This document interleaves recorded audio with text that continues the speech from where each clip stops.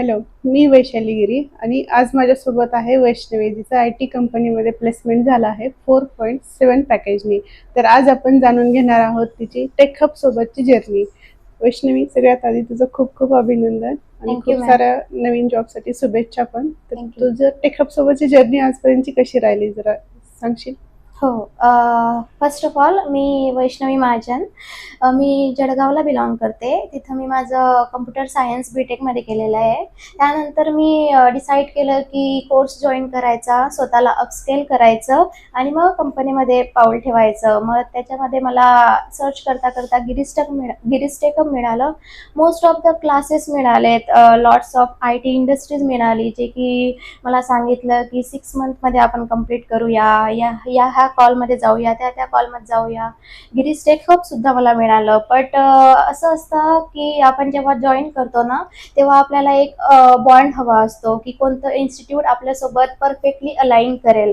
तर त्याच्यासाठी मी स्वतःहून रिसर्च केली आणि जे गिरिस्टेक हबला होते, जे वेगवेगळ्या क्लासेसला होते, त्यांना भेटले, कसं चालू आहे इन्स्टिट्यूट, काय काय प्रोव्हाइड करतात, काय नाही प्रोव्हाइड करतात, हे सर्व त्यांना विचारले मी. आणि मग नंतर अपार्ट फ्रॉम द गिरिस्टेक हब मी वेगवेगळ्या क्लासेसच्या मुलांना भेटले आणि त्यांना विचारलं, तर ते म्हटले की 2 अवर्सचा क्लासेस असतो आमचा, 1 दिवसाचा, आणि ते 2 अवर संपले की आम्ही रूमवरती जातो. बट गिरिस्टेक च्या मुलांना भेटले आणि ते म्हटले की नाही, पहिले आपलं स्टडी सेशन असतं, मग सर क्लासेस घेतात आणि मग गायडन्स सुद्धा असतं, परफेक्टली ट्रेनर प्रोव्हाइडेड असतात. मग 2 अवर्स आपण क्लासेस करून रूमवर बसण्यापेक्षा, अगर एक इन्स्टिट्यूट आपल्याला जागा देते, एक ट्रेनर प्रोव्हाइड करताय, आपले मिस्टेक सॉल्व्ह करताय, तर मग कोणतं परफेक्ट राहील. तर मग त्याच्यासाठी मी गिरिस्टेक हब चूज केलं. ठीक आहे. हा.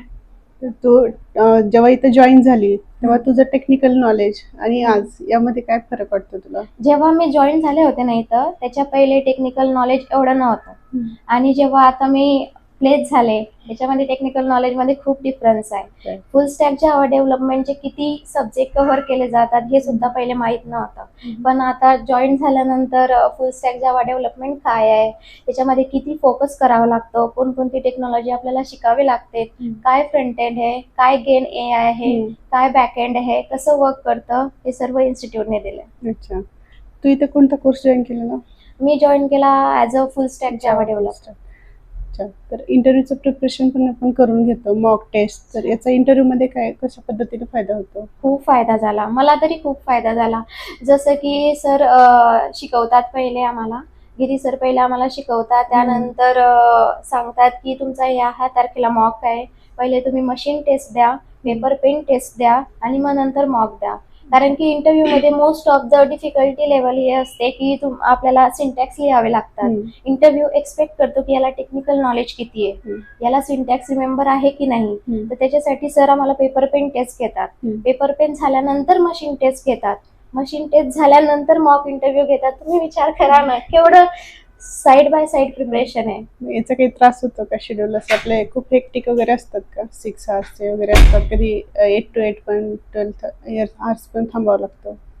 ते तर असतातच. अगर मी असं मानते, काही आपल्याला अचीव्ह करायचं असेल, we have to get something, we have to do something, आणि ते इन्स्टिट्यूट देतं. त्याच्याबद्दल काही नाही. 8 आवर्स थांबावं लागतात, अभ्यास करावा लागतो, ट्रेनर पण थांबतात, ते पण लक्ष देतात. कधी चुकले की तर API वर्क्स नाही करत आहे, इथं ह्या प्रॉब्लेममध्ये याच्यामध्ये प्रॉब्लेम्स आहेत, तर ते आपल्या हेल्पसाठी असतात. आपण टेक्निकल सोबतच जसं ॲप्टिट्यूड असेल, इंग्लिश कम्युनिकेशनचं पण ट्रेनिंग देतो. त्याचं पण काही इम्पॉर्टंट आहे काय इंटरव्ह्यूमध्ये? या ऑफकोर्स आहेत. इंटरव्ह्यू राऊंड्समध्ये बेसिकली टेक्निकल राऊंड्स होतात, GD राऊंड्स होतो आणि मग नंतर HR राऊंड होतं. आणि GD राऊंड आणि HR राऊंडमध्ये कम्युनिकेशनचं खूप बेनिफिट्स आहेत आणि जे की इन्स्टिट्यूट देतं की तुम्ही कशा प्रकारे प्रिपेअर व्हायला पाहिजे, कोणकोणते HR क्वेश्चन्स आपल्याला प्रिपेअर करायला पाहिजेत, GD राऊंडमध्ये कोणत्या पॉईंटला पॉज व्हायला हवं, केव्हा डिबीट करायला नको, केव्हा डिबीट करायला पाहिजे, आणि कसं बोलायला पाहिजे, समोरच्यांच्या माइंडसेट वरून कसा थिंकिंग थॉट आपण काढायला पाहिजे, हे सर्व ते आपल्याला सांगतात. आपण प्रोजेक्ट पण कव्हर करतो. पूर्ण ट्रेनिंगमध्ये आपले 3 प्रोजेक्ट असतातच, जसं सर पण डेव्हलप करून दाखवतात. त्यानंतर तुम्हाला टॉपिक दिले जातात. तर तू असे काही प्रोजेक्ट वगैरे डेव्हलप केलेस का सरांच्या गायडन्समध्ये? हो कोणता हो केला? सर. सरांच्या गायडन्समध्ये मी प्रोजेक्ट डेव्हलप केला आणि माझ्या प्रोजेक्टचं नाव आहे फ्रंटल IQ एस्टिमेशन मॉडेल. त्याच्यावर काही क्वेश्चन झाले का इंटरव्ह्यू मध्ये? हो, खूप क्वेश्चन झालेत की कसं बनवलं, काय टेक्नॉलॉजीज यूज केली आणि कोणत्या थिंकिंग नॉलेजनं आणि कोणती प्रॉब्लेम हा प्रोजेक्ट सॉल्व्ह करतो त्याच्यानुसार बनवलं. HR मध्ये कसे क्वेश्चन असतात नॉर्मली? कारण नवीन जे मुलं आता ट्राय करतायत भरपूर वेळेस HR राऊंडला घाबरतात. टेक्निकल त्यांना क्लिअर होतात पण HR मधून बऱ्याच ठिकाणी वापस येतात. तर त्यांनी कसं प्रिपरेशन केलं पाहिजे? HR राऊंड मध्ये असं काही हार्ड क्वेश्चन नसतात. HR राऊंड मध्ये फर्स्ट आपला इंट्रोडक्शन विचारतात, त्यानंतर तुम्ही स्वतःबद्दल सांगा, नंतर तुमची स्ट्रेंथ काय आहे, तुमची विकनेस काय आहेत, तुम्ही ह्या रोलला फिट होतात की नाही, तुम्हाला जर हा रोल दिला तर तुम्ही त्याच्या वर काय इम्पॅक्ट करसाल.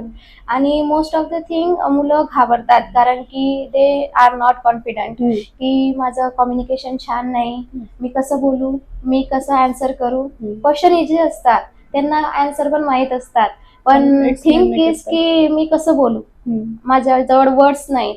तर त्याच्यासाठी रिकमेंडेड करेल की कम्युनिकेशन इम्प्रूव्ह करा, बाकी ते क्लिअर करतील.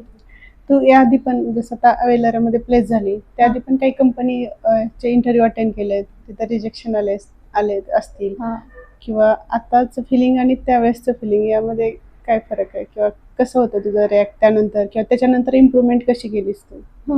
मी याच्या अगोदर पण अप्लाय केलं होतं, वेलारा प्लेस व्हायच्या अगोदर अप्लाय केलं होतं आणि त्या कंपनीचं नाव होतं इमिकॉन. त्या कंपनीमध्ये as a software engineer position होती आणि ते मला 5 LPA देणार होते.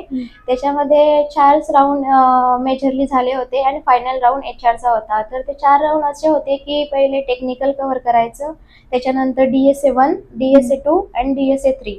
तर DSA3 मध्ये मी बाहेर निघाले कारण की DSA1 easy, then medium and then hard. तर त्याच्यामध्ये रिजेक्शन मिळाले. त्याच्यामध्ये हे कळालं की DSA स्ट्रॉंग करायचं असेल तर प्रॅक्टिस करावी लागते आणि प्रॅक्टिससाठी टाइम लागतो. 4 मंथमध्ये कोर्स कम्प्लीट करणं is not possible. If you want to be a better in that particular thing और द पर्टिकुलर स्किल, आपको टाइम देना पडेगा. तुम्हाला त्याच्याबद्दल सर्व माहिती असायला हवी, डीप मध्ये नॉलेज असायला हवं. आणि कोडिंगच्या बद्दल जर तुम्ही विचार कराल ना तर त्याला प्रॅक्टिस आणि patience and time and consistency, त्याच्याशिवाय दुसरं शॉर्टकट नाही. आणखी काही असं मेसेज आहे का की ज्यात आपल्याकडे नवीन स्टुडंट जॉईन होत आहेत किंवा ज्या जॉबसाठी अजून अप्लाय करतायत, ट्राय करतायत, की एखादी अशी गोष्ट की जी त्यांनी अवॉइड केली पाहिजे किंवा केली नाही पाहिजे आणि त्यांनी कुठं फोकस जास्त केलं पाहिजे जेणेकरून त्यांना प्लेसमेंट लवकर भेटेल किंवा स्वतःची इम्प्रूव्हमेंट तर टेक्निकली चांगली होईल? अच्छा, तर त्यांना एवढंच सांगते की मोस्ट ऑफ द मुलं काय करतात की आमचा कोर्स 4 महिन्यामध्ये कम्प्लीट व्हायला हवा.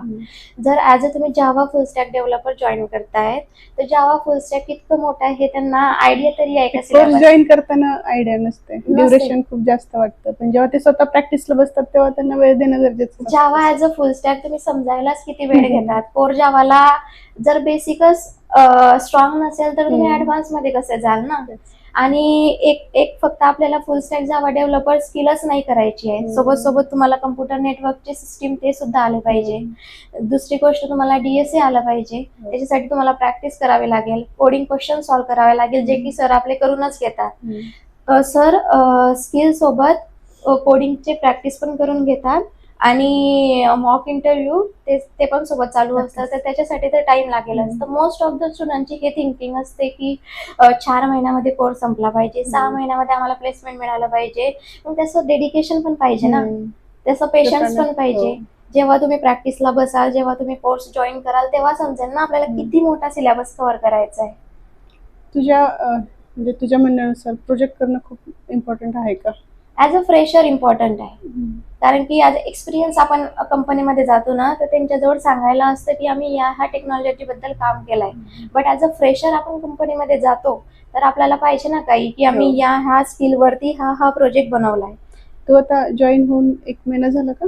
हो, 1 महिना झाला. या 1 महिन्यात तुझ्या आधीच इथं प्रॅक्टिस केली किंवा प्रोजेक्ट केलाय, त्याचं आता तुझ्या ऑफिसमध्ये काही कसं वर्क करता येतं त्याच्यानुसार? ऑफकोर्स वर्क करता आहे. इथं मी प्रोजेक्टमध्ये सॉफ्टवेअर लाईफ सायकल शिकले, डिसिजन मेकिंग शिकले, कसं कोणतं API कुठं वर्क करता ते शिकले, टाइम मॅनेजमेंट शिकले, हम्म. जे की मला ऑफिसला हम्म. कामामध्ये येते. म्हणजे आता लोड नाही येत जास्त, नाही. टेन्शन नाही की नाही. कोडिंग जमतंय किंवा नाही, प्रॅक्टिकल नॉलेज असलं की थोडं नाही, कॉन्फिडन्स ते असतो काम ऑलरेडी करताना. इन्स्टिट्यूटने कव्हर केलंय, त्याच्यामुळे आता नाही होत.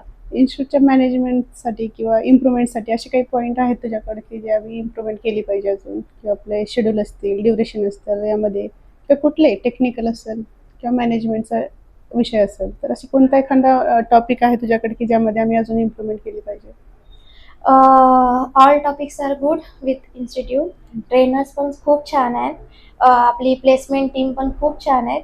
पण some points I want to add की DSA बद्दल जास्त फोकस केला डीएससीचं पाहिजे. पण ट्रेनिंग चालू असतं ना, हां. कोर जावासोबत आपण डीएससी घेतो. आपण कम्युनिकेशन बद्दल राऊंड्स ठेवलेत पाहिजे आणि JD HR राऊंड्स आपण जास्त कव्हर केले पाहिजे. मुलांचं टेक्निकल खूप छान आहे, मान्य आहे, पण त्यांचं आपण आता communication- कालच इंग्लिश क्लबचं इनॉग्रेशन केलंय, हो ज्यामध्ये सगळ्यांचे रेग्युलरच्या शेड्यूलच्या व्यतिरिक्त 1 ते 1.5 तास वगैरे प्रॅक्टिस करून घेतली जाईल. आणि त्यांना आता- डेली टास्क दिले जातात. आणि आता सरांनी प्रोजेक्ट प्रेझेंटेशन पण चालू हो. केलंय, त्याच्यामुळे कॉन्फिडन्स बिल्ड होतो. मुलांना स्टेजवरती उभं राहायची कॉन्फिडंट मिळतो. 4 लोकांसोबत समोर बोलायची माइंडसेट मिळतो, त्याच्यामुळे ते ग्रेट आहे. खूप खूप धन्यवाद तुझ्या फीडबॅक बद्दल. Thank you ma'am. थँक्यू.